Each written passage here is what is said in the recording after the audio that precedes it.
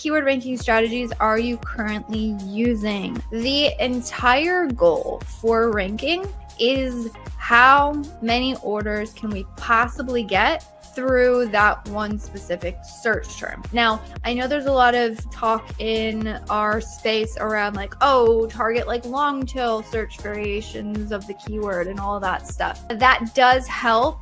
It's not going to have the most impact. So the most impact for any ranking keyword is going to be getting orders specifically through that search, getting a lot of orders. So we don't just want one, we want a lot. And also making sure that our click-through rate and our conversion rate are really high on those key terms. So I'll be honest with you, the biggest impact on ranking you can have is really by picking the right keywords. So if your question was, how do I figure out what keywords do I rank on? I would say like look for things that you can afford to spend a lot, i.e. you're not losing money, meaning ACoS isn't like so crazy high that you can't afford it. You want to look for things that you have really good conversion rates. Bonus points if you have good click-through rates here, but I would go for conversion rates over click-through rates. And then you just want to like put money towards that. Now, if you say, how do I rank on this specific keyword, then that question is a little bit different.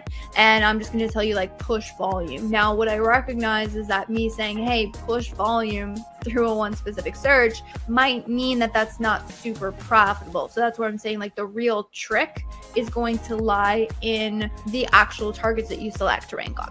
Other things, some pro tips and some pro hacks are more advanced but can be helpful here, is if you have a specific search where it's like crazy expensive and you just don't really have the budget for it. Again, that goes back to keyword selection. Make sure you're selecting keywords where you can afford to spend that budget on it. But if we're on a specific keyword, you want to make sure that you're showing high enough in search that you can really get those good conversions and get those eyeballs on the product. But maybe you can't afford a ton of clicks because there's a lot of clicks and they're really expensive. And use the budget as sort of a lever to cap or meter how much money you are spending for that ranking play. Now, how effective that is going to be how many orders your market is making, and that's relative. So when I talk about trying to get a large amount of orders, it's relative to the other competition that is on that particular search page. Hello, and welcome back to another episode of Ask Junglr. This is the time and the place for you to get answers to your most pressing Amazon advertising questions, and I'm super stoked for this episode. I want to pull up the little scrolly thing so you guys can see, but basically the format of this show is that wherever you are listening in live, which I appreciate all those of you who are showing up, you can drop your Amazon advertising questions into the chat and I will pull them up. And we will jam out here for roughly about an hour unless we don't have enough questions. Sometimes that happens. Generally, it doesn't. So I'll just let you guys know now that typically speaking, the questions start to ramp up towards the end. And so if you want to make sure that you get your question answered, I would highly recommend dropping it into the chat sooner rather than later. Which I'm really excited. We have a lot of questions around like ranking and ranking keywords, which by the way, if you are not aware, why we have this Ask Junglr is that I am co-founder and CEO of a Amazon advertising agency called Junglr, hence the name. But for any of you who is wondering about ranking, I know that's a huge one in the space. Hey, how do you rank products?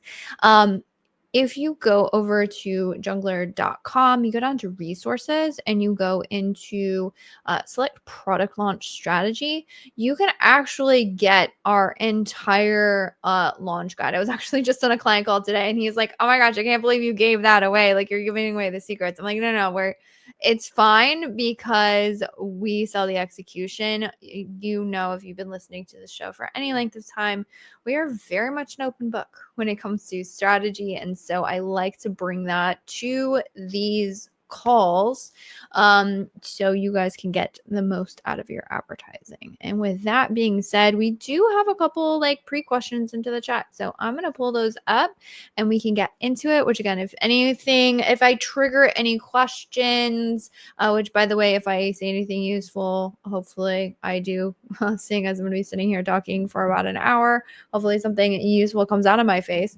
But feel free to give it a thumbs up, a like, a share, or whatever. That just helps the algorithm know, hey, this stream is actually valuable to the audience, which is always really nice to know. Or you'll just make my day, which is great. All right. Our first question is, how do you balance between ranking keywords and profitability keywords in campaigns?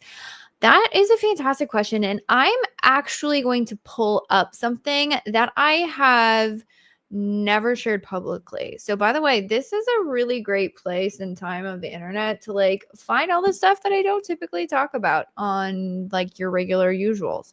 But this is what we call our full funnel Amazon ad strategy. And so this is actually something that we share with like clients or potential prospects. This is after, gosh, how many years of evaluations of what really works well in Amazon advertising. And so I want to say it was about a year ago or so. Basically, what we did is we pulled together our entire team and we had just a brainstorming session on what is it that we see across accounts that works best. Like, what is like the fundamental cores of strategy that needs to have for the accounts to do, quote, well, or to grow and still maintain profits? What are the correlations that we're seeing? And this was it. So this is the correlation here. You need to have very specific ranking focused campaigns.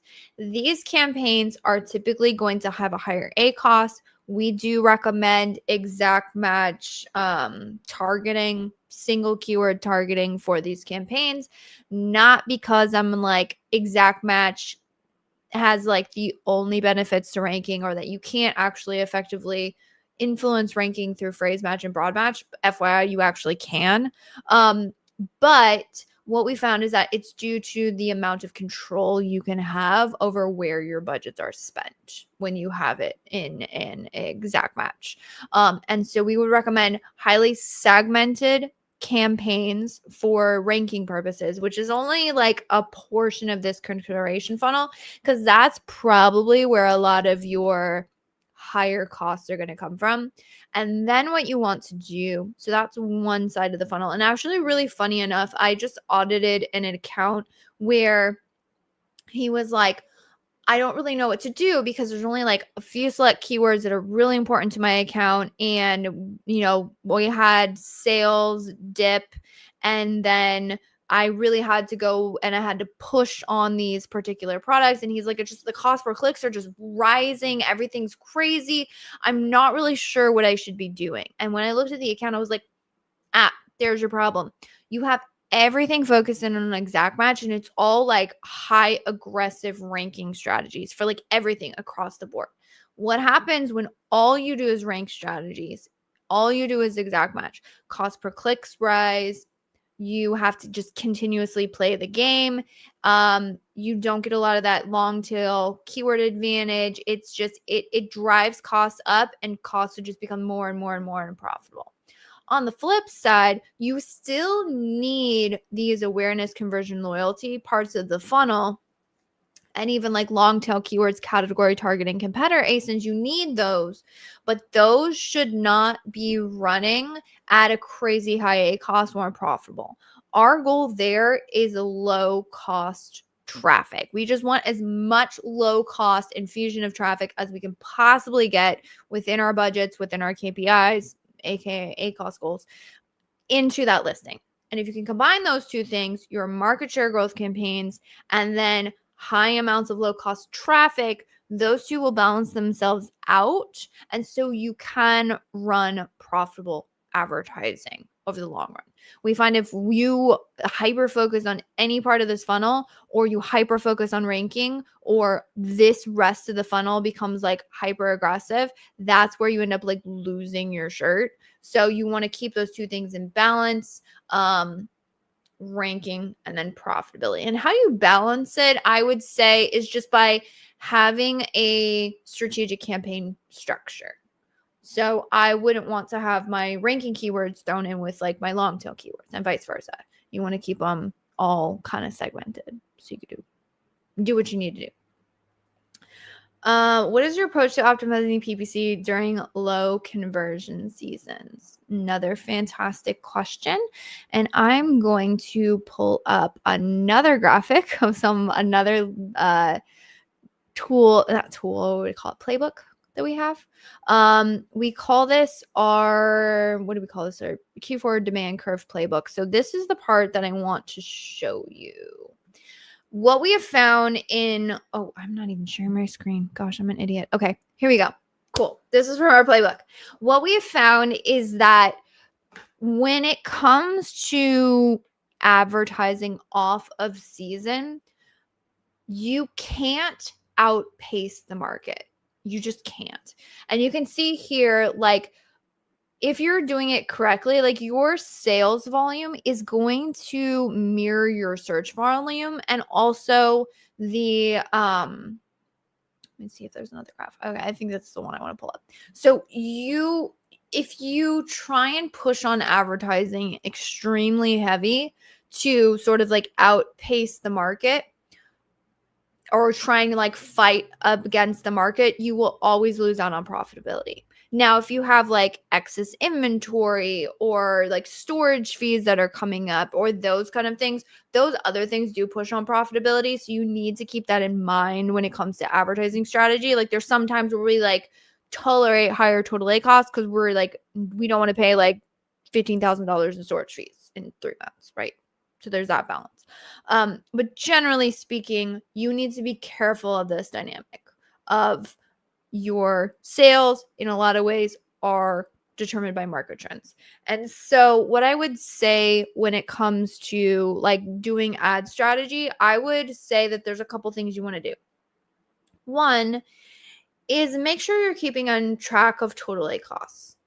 Total A costs may get a little bit higher just due to low conversion rate, but I wouldn't want to see things like double. Like maybe we're tolerating like 1 point difference, a half a point difference, but we're not being like, oh, it's off season, I'm going to have double the total A costs. Like that's just from a business perspective is never going to make sense. So make sure you're tracking that. And then the other thing is, if you are going to play sort of like you got to get more aggressive on bids on top keywords, because sometimes what will happen, and this is so obnoxious, but like, you shouldn't be spending a lot of money off season, but like sometimes your competitors are not as smart as you are and they continue to overspend off season, which drives up cost per clicks on main keywords. That can happen. So what we have found is really useful here is a kind of what we call like a safety valve or lever, and this is through budgets, campaign budgets. So what you can do is either use like day parting or budget caps on a specific campaign level. So you need to have your ranking keywords segmented, and then that will allow you to just say like, okay, I'm going to spend X amount a day, because what happens with like main ranking keywords is if you lower the bids to a point where ACoS is going to make sense, you just like lose all impressions. And then you're like, well, I got to push up bids, but then ACoS is high. Like, what do I do? Budgets are a great, spend lever on that. So those are my tips. Making sure that you're paying attention to like your market, paying attention to total A costs. Really, I think the main thing is just understanding that sales probably won't be as high.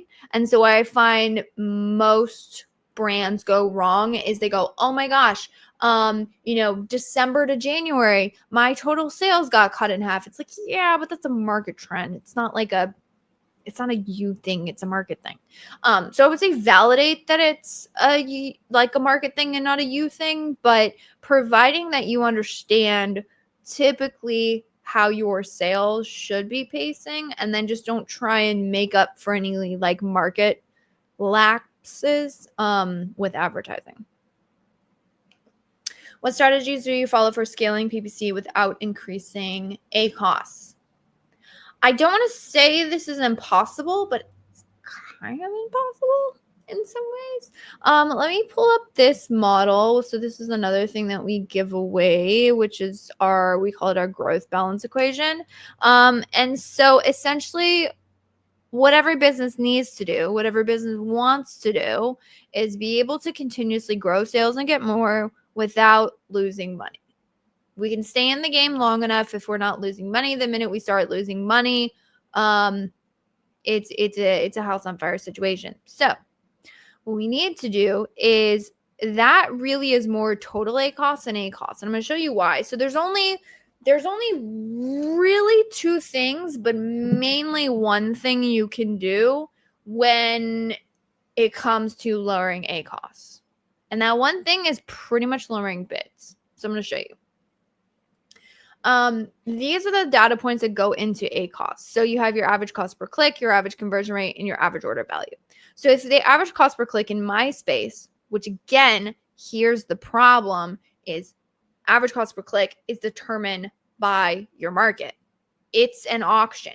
If your competitors are willing to give Amazon $1.25 and your conversion rate's about the same and everything's all about the same, Amazon's like, thank you. I will take your $1.25. No, thank you. Doesn't matter how much you want to try and bid 50 cents.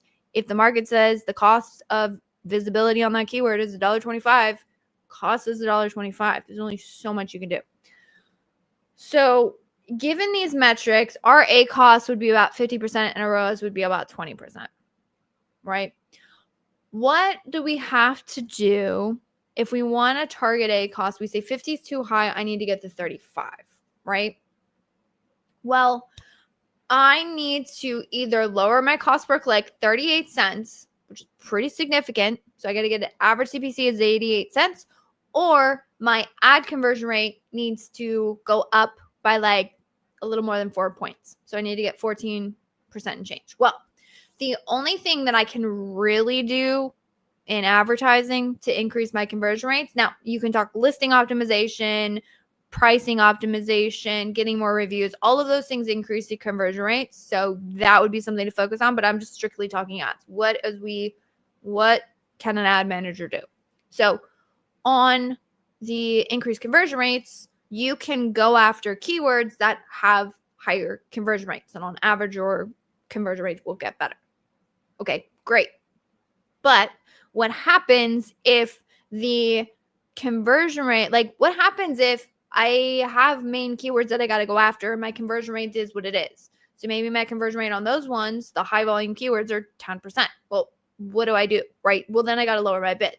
Well, but your question was, how do we scale? Like, how do we grow sales? Well, if I'm pulling back on my bids and I'm losing impressions, what do I do? Like, you see how there's a conflict there? So that is why most skilled ad managers start to recognize this total ACoS number. Because if you can zoom out, there's only so much I can do here, right? I can go after cheaper keywords and I can lower my bids. Those are the two possible things I can do, which are two of the most important things you need to get right when it comes to advertising. But like, that doesn't necessarily always help brands scale. So what do I do? So let's zoom out here and let's look at what does this look like from a total ACoS perspective. So let's say our ACoS is 50%. We're like, that's not profitable. I need to get to, I can't lower that. There's only so much I can do. Maybe I can get it down to like 45%. Okay, great. But how do I get a total ACoS of 20%, right? Well, I need to have only 44% of my total sales coming from my advertising. Okay, that game is different. So that allows me to say, okay, there's a couple things I can balance here. Now I can look at cost per clicks. So looking at cost per clicks. Now I can play in the game of how do I get better conversion rates for my advertising? Okay, that's good.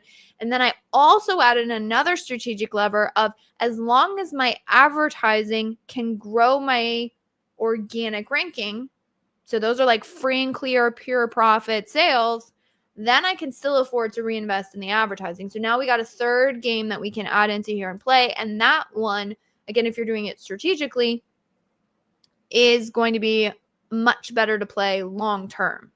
Because if all you're looking at is a cost, basically at some point, all you do is like lower the bids and then you're stuck. Hi, is broad match modified or phrase match better for sponsor brands, or should I use both? Great question, Ashley. I would say I would like to test both. I would test both.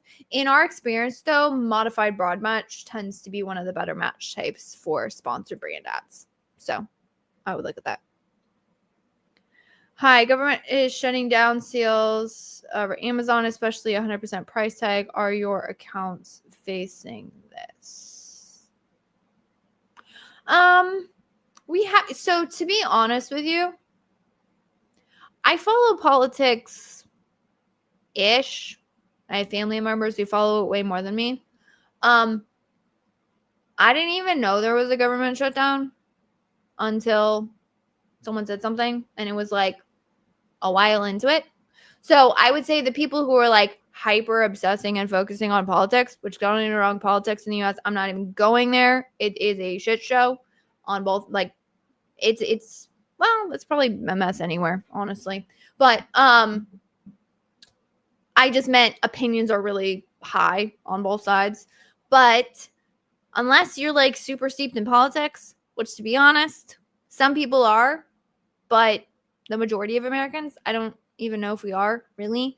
And like I said, I have family members who are like super into politics, and we kind of are. So like maybe obviously if there's any government positions where things have been affected, then that's huge, but that's more like income than it is. So I would say I haven't really seen anything major. Definitely the friggin' half the internet shutting down due to Amazon Web Services being out. That was a huge one. But can you do bulk uploads for sponsored brands? Yes, you absolutely can do bulk uploads for sponsored brand ads. It is a little bit more technical, so you will have to. Do I have any info on that? They're probably old ones though. I don't know. I used to do a lot of content on bulk files. And yes, you can absolutely do it. The documentation inside of the bulk files, like documentation on bulk files is so much better. Oh my gosh. Night and day from what it used to. Like there used to be no freaking documentation. It was horrid.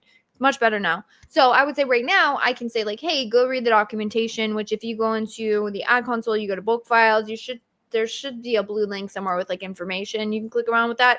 That should be able to get you an idea of what you need. I will say there are certain data points that you need, like you need your brand entity ID, and you need, like if you're putting creatives, those creatives have to be uploaded into the creatives tab inside of ad console. So it's a little bit more, it's kind of more technical, but not so much really. It's just like tedious, and there's more like in pieces of information that you have to pull from different parts. But if you download a bulk file and you select, what is it? It's like brand. I should look at it right now. Let me find it so I can tell you what it is. But there's one of the check boxes when you look at it, and it says brand. Give me 2 seconds. I will give it to you. Bulk operations. Yes, it is called brand assets data. That's what I was looking for. So if you download, you can unselect everything else so you don't have to, like, if you just want that information, anything that is uploaded into the creatives section inside of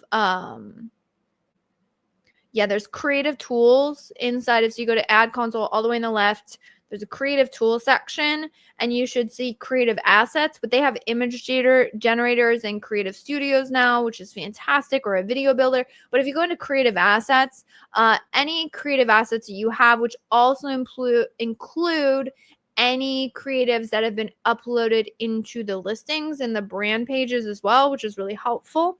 Although dimension on those don't always line up perfectly. But you should be able to get the IDs that you need from that download, and then that would allow you to create a sponsored brand ad.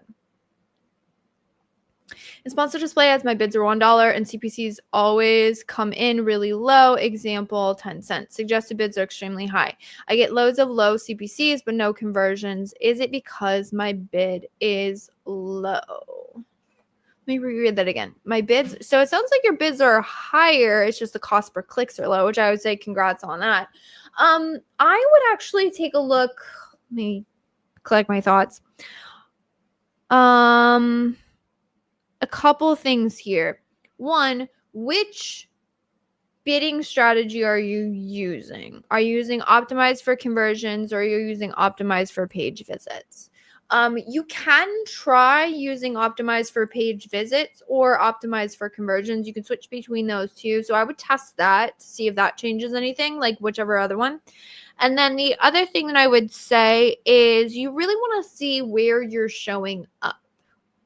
Like, when you're running these sponsored display ads, are these ASIN targeting? Is this retargeting? Like, what's going on the back end? Like, whenever I have something where I'm not converting well, I want to know what's going on the back end.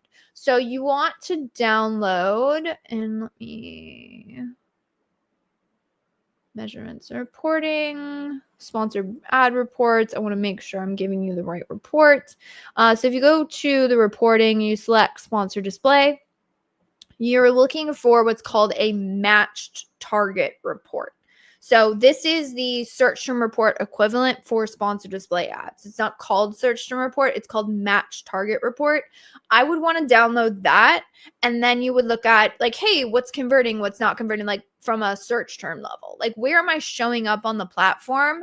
And that could give you some clues as to why you're not converting. But let me know how that goes. I have a high ticket winter apparel product, launch limited inventory in FBA. Some more will be in FBA in a month. Sell now, get out of stock, or wait to launch together, benefit from. Have a higher ticket winter apparel. Okay. Limited inventory in FBA. Some more will be in FBA in a month. Sell now and get out of stock, or wait and launch together with the benefit of PPC spend.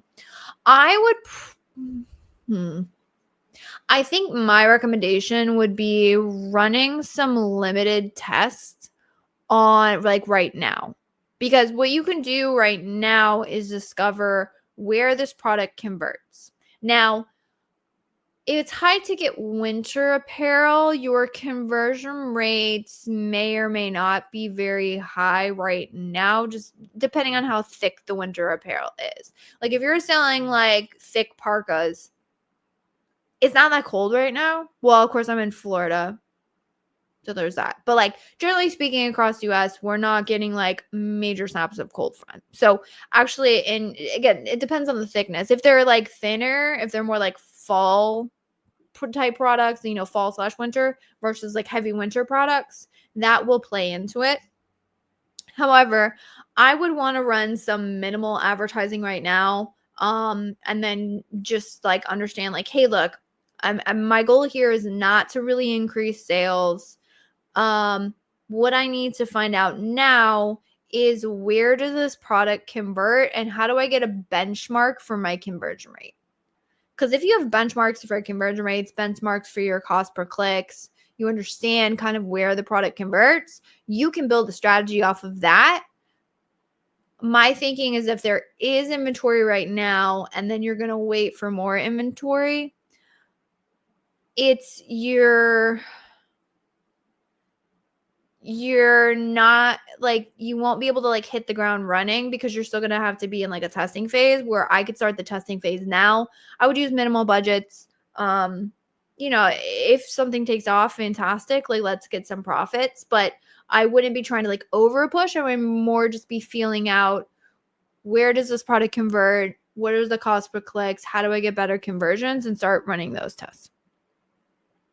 Yeah, no money to spend with it. So it means no money for government workers, which, don't get me wrong, sucks, and I feel bad for those guys. But it doesn't necessarily mean no money across all the citizens of the United States. So I would say yes, it does kind of, but it's not like a major.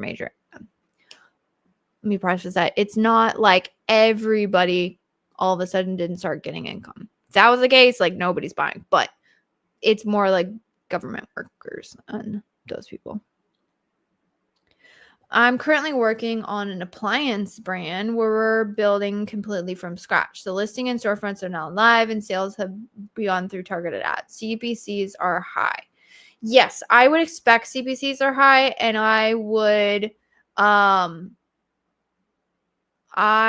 also expect conversion rates to be very well. It depends on the appliances, but if they're higher priced appliances, most likely CPCs are going to be really high. And then also for the new appliances, typically speaking, again, it depends. Like, if you're selling refrigerators, that's one thing.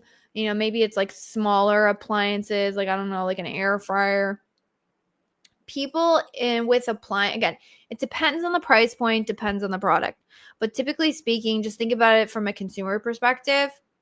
If you're a completely unknown brand, now if you have a license deal or something, that's completely different. There's some inherent trust factors that are built into that. But if you don't have a lot of reviews, I don't know if your air fryer is just going to burn everything and explode. I don't know. I mean, like, I would hope so, but a lot of times an appliance or other, again, especially if somebody's dropping a little bit more money on the item, then I would say up until you really get reviews, I would expect to see much lower conversion rates and much higher cost per clicks. So in terms of what to do, I would say a lot of times in these spaces, it is helpful to focus in on if you can find any volumes. And by volumes, I mean like a couple thousand search volumes on any of like the more long tail keywords. So an example will be, I'm just going to pick air fryer. Okay. There's a lot of variations to that, right? There's like the ones that have the tray. There's ones that have doors. There's huge ones. They can like cook an entire chicken in them, or can cook an entire, what did we just cook?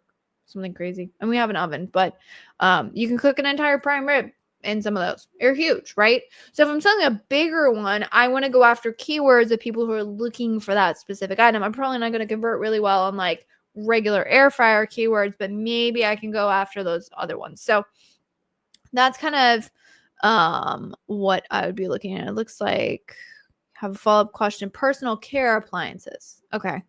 What should be the plan for the next 3 months? I'm going to suggest, and I can share this link with you. I would go to our website, junglr.com, and I would go to resources and go to product launch strategy. I will drop this into the chat. This is our A to Z product launch strategy. It's literally our entire product launch strategy. And it goes through troubleshooting issues and all of that. That's going to give you way more in depth than what I can possibly share right now. What I would say is it's pick keywords that are heavily related to your product. The more niche down you can go with still getting a couple thousand search volume, the better. And then make sure that you are continuously pushing the product on keywords that convert, that have higher conversion rates. And the other thing that I will say is a lot of people overthink starting bids, starting budgets and everything. And trust me, there's information on like how you should start, where you should start, all of that in that deck.